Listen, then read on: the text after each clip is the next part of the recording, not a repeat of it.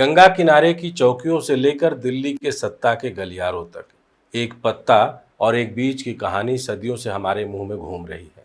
कभी संस्कार, औसत और आतिथ्य का प्रतीक, और आज लत, बीमारी और गुलामी का जहरीला पैकेट। ऋग्वेद के तांबूल से लेकर पुर्तगालियों के तंबाकू, मुगलों के फैशन, अंग्रेजों के रसायन और हमारे अपने व्यापारियों के लालच तक, और अब सरकार की उस दोहरी नीति तक जो एक हाथ से कैंसर के खिलाफ चेतावनी देती है और दूसरे हाथ से इस जहर के कारोबार को पालती है।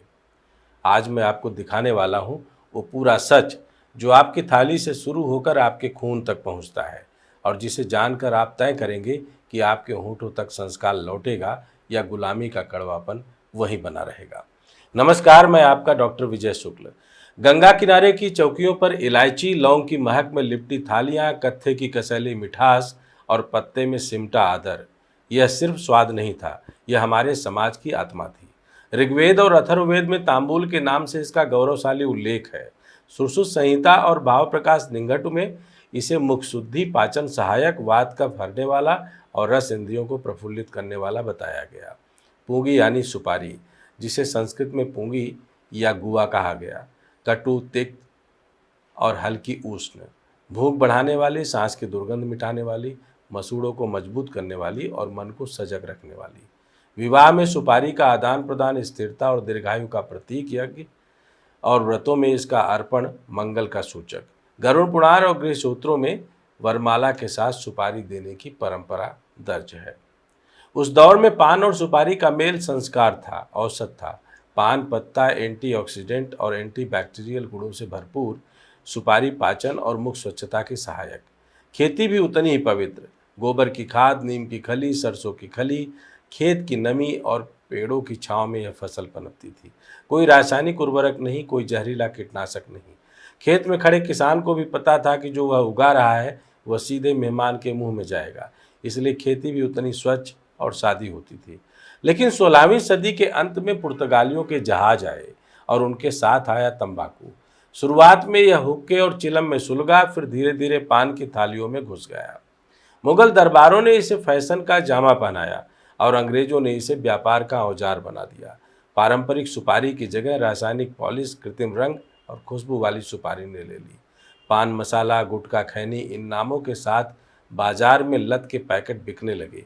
कत्था, चूना और मसाले में भी अब रसायनों से तैयार होने लगे। सिर्फ स्वाद का कारोबार अब अरबों का नशे का कारोबार बन गया। हमारे अपने व्यापारियों ने इसमें तंबाकू, जहरीले रंग और खुशबू घोलकर हर गली, हर गांव में बीमारी का बीज बो दिया। 1924 में ब्रिटिश मेडिकल जर्नल ने पहली बार पान सुपारी चबाने और कैंसर के बीच का रिश्ता नापा था। 1933 में भारत में एक ब्रिटिश सर्जन ने 100 मरीजों के अध्ययन में पाया कि पान और सुपारी चबाने वालों में मुंह के कैंसर का खतरा असामान्य रूप से अधिक है। 2003 में अंतर्राष्ट्रीय कैंसर अनुसंधान एजेंसी ने साफ कहा, सुपारी चाहे तंबाकू के साथ हो या बिना, कैंसरकारी है। आज भारत में ओरल कैंसर सभी कैंसरों में तीसरे स्थान पर है और करीब 40% मामले पान, सुपारी और तंबाकू से जुड़े हैं। वैज्ञानिक बताते हैं कि सुपारी चबाने वालों में ओरल सम्ब्यूकस फाइब्रोसिस नामक स्थिति आती है, जिससे मुंह की झिल्लियां सख्त और सिकुड़ जाती हैं और ये आगे चलकर कैंसर में बदल सकती है। गुटखे में सुपारी और तंबाकू का मेल इस खतरे को कई गुना बढ़ा देता है। यह केवल स्वास्थ्य का संकट नहीं, यह सत्ता और उद्योग का गठजोड़ है।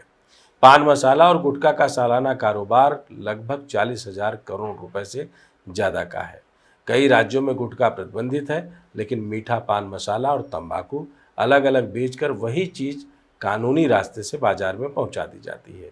यही है कानून का चोर दरवाज़ा, जिसे सरकारें बंद नहीं करती, क्योंकि इसी से हजारों करोड़ का कर राजस्व आता है।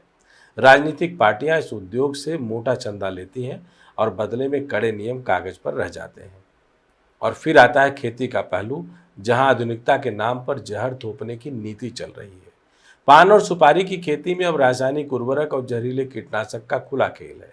पान के पत्तों पर नाइट्रोजन, पोटाश, यूरिया और कार्बनडाजिम, मैनकोजेब जैसे फफूंदनाशक छिड़के जाते हैं, जबकि यह पत्ता बिना धोए सीधा मुंह में जाता है। सुपारी के पेड़ों पर क्लोरोफाइरिपास, कॉपर ऑक्सीक्लोराइड और बोडो मिक्सचर जैसे रसायन डाले जाते हैं, जो बीज के भीतर तक रह जाते हैं। यह सब उन्नत उत्पादन और रोग नियंत्रण के नाम पर किया जाता है, लेकिन असल में यह जहर को खेत से थाली तक पहुंचाने की सरकारी मान्यता है। नीतियों का दोहरापन साफ है। एक तरफ स्वास्थ्य मंत्रालय कैंसर के खिलाफ विज्ञापन चलाता है, दूसरी तरफ कृषि और उद्योग विभाग इस जहरीली खेती को मॉडर्न फार्मिंग कहकर बढ़ावा देते हैं। किसानों को जैविक खेती की ओर ले जाने के बजाय उन्हें रासायनिक उर्वरक पर सब्सिडी दी जाती है। पान सुपारी की परंपरागत जैविक खेती, जो सैकड़ों साल तक बिना जहर के पनपी, आज सरकारी दस्तावेजों में लो प्रोडक्टिव कहकर खारिज की जाती है। अगर विज्ञान सचमुच जनता के पक्ष में है तो सबसे पहले पान और सुपारी की खेती से इन जहरीले रसायनों को पूरी तरह हटाना होगा। नीम का तेल, गोमूत्र, वर्मी कंपोस्ट, ट्राइकोडर्मा और अंतर फसली खेती जैसे उपाय पान और सुपारी दोनों को सुरक्षित रख सकते हैं, बिना उत्पादन घटाए। कर्नाटक और केरल के कुछ सहकारी समूहों ने ऑर्गेनिक सुपारी का निर्यात शुरू किया है और वाराणसी मगध के कुछ किसान अब भी पारंपरिक पान की खेती कर रहे हैं, बिना एक बूंद रसायन के। लेकिन जब तक नीति निर्माता रासायनिक खेती पर रोक नहीं लगाएंगे, तब तक यह जहरीला बाजार चलता रहेगा। सत्ता को तय करना होगा कि वह थाली में संस्कार परोसना चाहती है या गुलामी और बीमारी का मिश्रण। पान और सुपारी की यह यात्रा, जो ऋग्वेद के संस्कार से शुरू होकर पुर्तगालियों के तंबाकू, मुगलों के फैशन, अंग्रेजों के व्यापार और हमारे व्यापारियों के लालच से होकर आज के जहरीले बाजार तक आई है, दरअसल हमारी चेतना की परीक्षा है।